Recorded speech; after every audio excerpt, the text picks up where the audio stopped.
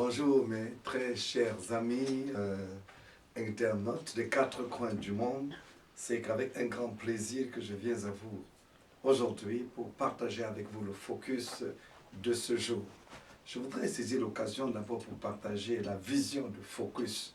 Dieu nous a mis à cœur de partager avec vous une portion de Saintes Écritures chaque matin afin que cela puisse contribuer à 1. Nourrir votre foi, 2. Vous permettre de vous concentrer sur sa parole pour pouvoir progresser, 3. Afin de pouvoir faire grandir votre foi. La Bible nous fait comprendre que l'homme ne vivra pas de pain seulement, mais de toutes paroles qui sortent de la bouche de l'Éternel. Ainsi donc, lorsque nous partageons avec vous le focus de la foi, c'est pour que vous puissiez être concentrés sur une portion de Saintes Écritures, pour que votre foi soit nourrie, pour que vous grandissiez et que vous puissiez progresser. Ainsi donc, aujourd'hui, le thème sur lequel nous allons nous focaliser, c'est découvrir la particularité de l'aspect financier là où Dieu voudrait vous amener. Plus concrètement, donc, le thème c'est entrer dans votre lieu de victoire financière. Entrer dans votre lieu de victoire financière. Mes très chers amis, parlant de la prospérité financière, parlant du progrès financier, parlant de la victoire financière, il y a un endroit où vous devez être, vous devez entrer pour commencer à prospérer. Quand je parle de cet endroit, ce n'est pas forcément un endroit physique, mais c'est un endroit spirituel. C'est un niveau de connaissance, une dimension spirituelle, une dimension de connaissance, là où vous devez être pour que vous puissiez commencer à prendre votre envol. Ainsi, dans cette série, sur la victoire financière, je vous annonce donc aujourd'hui qu'en tant qu'enfant de Dieu, vous êtes régi par des conditions financières différentes des non-chrétiens. Le chrétien vit dans des conditions différentes que le non-chrétien. En tant qu'enfant de Dieu, vous avez certains privilèges auprès de votre Créateur. Et ça fait en sorte que cela affecte aussi votre vie financière. Donc, en tant que croyant, votre foi en Dieu vous propulse dans une dimension de vie différente de celle des païens. Croire, c'est quelque chose de précieux. Dimanche dernier, je disais à l'église que c'est un luxe que d'avoir foi en Dieu. Ainsi, vous êtes dans le monde, mais vous n'êtes pas du monde. Alléluia. Alléluia. Vous êtes dans la même localité, vous êtes peut-être dans la même ville, vous êtes peut-être dans le même quartier que les non-chrétiens, mais votre condition de vie est différente. Et c'est pour donc vous amener à comprendre la notion de votre lieu de prospérité. Amen. Ainsi, en tant qu'enfant de Dieu, vous êtes destiné à voir vos besoins satisfaits. Vous êtes destiné à réussir alors que votre voisin, qui apparemment est dans la même situation que vous, va échouer. Et c'est ce que la Bible appelle la grâce. La grâce, quelqu'un l'a définie comme la combine divine. Combine, mais pas tellement combine, parce qu'on accède à la grâce en acceptant Jésus comme son Seigneur et son Sauveur. Écoutez ce que la Bible vous dit dans Jérémie 17, les versets 5 à 8. Jérémie 17, versets 5 à 8. Je vais lire pour nous. Ainsi parle l'Éternel. Maudit soit l'homme qui se confie dans l'homme et qui prend la chair pour son appui et qui détourne son cœur de l'Éternel. Il est comme un misérable dans le désert et il ne voit point arriver le bonheur. Il habite les lieux brûlés du désert, une terre salée et sans habitants. Verset 7. Béni soit l'homme qui se confie en l'Éternel, et dont l'Éternel est l'espérance. Il est comme un arbre planté près de eaux, qui étend ses racines vers le courant. 3. Il n'aperçoit point la chaleur quand elle vient. 4. Et son feuillage reste vert quand dans l'année de la sécheresse. Il n'a point de crainte et il ne cesse de porter du fruit. Et moi-même j'applaudis pour ces versets.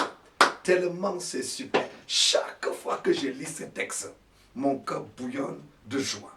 Ce texte juxtapose deux classes de personnes.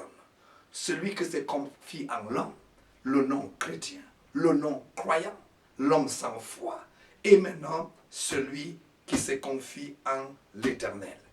Voyez vous-même, à la maison, un petit exercice. Prenez une feuille de format A4 et divisez en deux colonnes. Et détaillez les caractéristiques qui sont dans ce verset. Une colonne, celui qui se confie en l'homme, le non-croyant, et celui qui se confie en Dieu. Vous allez découvrir, mes très chers amis, que 1. Le non-croyant est maudit. 2. C'est-à-dire celui qui se confie en l'homme est maudit. De l'autre côté, le croyant est béni. 2. Le non-chrétien se confie en l'homme, c'est-à-dire il s'appuie sur l'homme, alors que le chrétien, le croyant, se confie en Dieu. Le non-croyant se détourne de Dieu, tandis que le croyant, sa vie est comme un arbre qui a des racines dans l'eau. Le non-chrétien est misérable, il est comme dans un désert, et effectivement, il est permanemment dans le désert financier, dit la parole de Dieu, tandis que le croyant ne connaît pas de chaleur, ni de sécheresse financière. Alléluia. 4. Il vit donc dans le désert, le non-chrétien.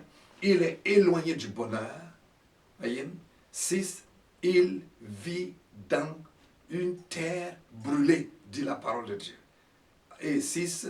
Il vit donc dans la peur de l'incertitude. Enfin, il vit dans une situation qui n'a pas d'issue. Le croyant de l'autre côté, il ne connaît pas de chaleur ni de sécheresse. Il prospère et réussit en période de crise et de sécheresse. 6. Il vit sans peur. 7. Il prospère continuellement. C'est un texte, mes très chers amis, qui mérite une méditation profonde. Les 7 conditions et caractéristiques de la vie du non-croyant déterminent son lieu de misère. Le non-chrétien qui se confie en Dieu est donc caractérisé par ces 7 conditions que je viens d'évoquer. Vous voyez, quand quelqu'un vit dans la malédiction, il se confie en l'homme, il se détourne de Dieu, il est misérable, il vit dans une sorte de désert financier. Chaque fois, il n'y a aucune assurance, il est éloigné du bonheur, il peut avoir l'argent, mais il n'a pas de bonheur. Il vit comme dans une terre brûlée. Permanemment, ce sont des problèmes. Il vit dans la peur, il vit dans l'incertitude. Mes très chers amis, quand vous êtes dans cette condition-là, c'est un endroit de misère, de pauvreté. L'argent va vous fuir, le bonheur va vous fuir. Et quand bien il arriverait que vous touchiez un peu de l'argent, mais vos conditions de vie ne s'améliorent pas. C'est ce que j'appelle le lieu de la misère. Il faut que cela puisse changer. Alléluia. Alléluia. Les 7 descriptions donc, que nous avons du croyant nous révèlent ou alors déterminent ce que j'appelle son lieu de victoire financière. Alors, en vivant donc comme le païen, vous êtes dans le lieu de misère, tandis que si vous vivez donc comme le croyant, vous entrez dans la dimension de vie où Dieu peut et Dieu va vous donner la victoire financière. Est-ce que quelqu'un me suit ce matin? Cela est capital.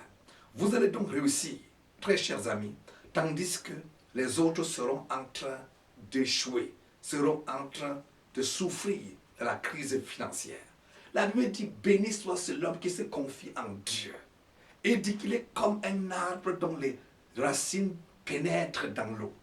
Les feuillages, son feuillage flétri, il a un feuillage vert, en pleine sécheresse. La Bible dit qu'il ne connaît pas de chaleur. Alléluia. En ayant donc vos racines en Dieu, vos racines dans la parole de Dieu, je déclare, vous ne connaîtrez pas de sécheresse. Le Dieu qui est votre Dieu, en qui vous croyez, est capable de créer ce qui vous manque. Est-ce que quelqu'un me suit? Alléluia. Tandis que le non-croyant vit dans la peur, vous serez dans la certitude totale, dans la quiétude totale. D'ailleurs, ce Dieu dit, je ne t'abandonnerai point, je ne te délaisserai point. Il ne va pas vous abandonner, il ne va pas vous délaisser. Il va vous aider à payer vos dettes. Est-ce qu'il y a une crise? Même si c'est nécessaire, il va créer les circonstances favorables pour vous.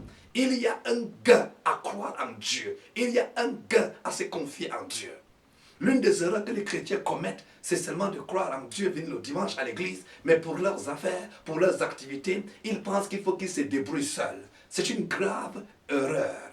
Prenez Dieu comme partenaire, partenaire numéro 1. C'est pour ça que vous lui donnez vos dîmes, c'est pour ça que vous lui donnez vos offrandes. Intégrez Dieu dans vos activités. Il vous aime et il veut voir votre progrès. Il veut voir le progrès et le succès de vos affaires. Il veut faire de vous des millionnaires, non des multimillionnaires. Il l'a fait pour David, il l'a fait pour Abraham. Écoutez ce que la Bible dit concernant Isaac. La Bible dit, cet homme devint riche. Il alla s'enrichissant jusqu'à devenir fort riche. Et les Philistins lui portèrent envie. Écoutez donc, mes chers amis, Dieu veut que vos affaires grandissent, votre entreprise grandisse. Prenez-le comme partenaire. Alléluia, alléluia. Et vous ne connaîtrez ni chaleur, vous ne connaîtrez ni sécheresse, tandis qu'autour de vous, les gens vont souffrir, les gens vont crier. Écoutez-moi, ne rejoignez pas les gens dans la récession. Même qu'il y a inflation, ne les rejoignez pas. Ne vous plaignez pas comme les autres. Vous êtes de la race spéciale. Alléluia. Alléluia. Alors nous découvrons donc que vous êtes appelés à vivre différemment. Oui, ce texte, de Jérémie, nous rappelle que vous êtes un peuple spécial. Je vais vous révéler quelque chose. À partir donc de ce matin, entrez dans votre lieu de prospérité en ayant donc cette confiance totale en Dieu. Votre vie sera différente. Alléluia. Et je vous annonce que vous allez attirer l'attention des autres. D'ailleurs, Dieu veut faire de vous des signes. Alléluia. Dans ce monde où plusieurs ont cru que devenir chrétien, devenir croyant, devenir pieux, c'est entrer dans la misère, c'est entrer dans la pauvreté. Vous allez faire la différence. Vos affaires vont prospérer et vous serez des signes pour votre génération. Alléluia. Vivez donc et confessez les caractéristiques des lieux de richesse que nous avons examinés aujourd'hui, tirés donc de Jérémie chapitre 17. C'est dans cette dimension qu'a vécu Abraham. C'est dans cette dimension qu'a vécu Isaac, Joseph, eux qui ont connu de prospérité sans limite. Je déclare donc, vous entrez dans la bénédiction et non la malédiction. Ceux qui se confient en l'homme sont des êtres, des hommes et des femmes qui prospèrent sans limite. Alléluia, alléluia, alléluia.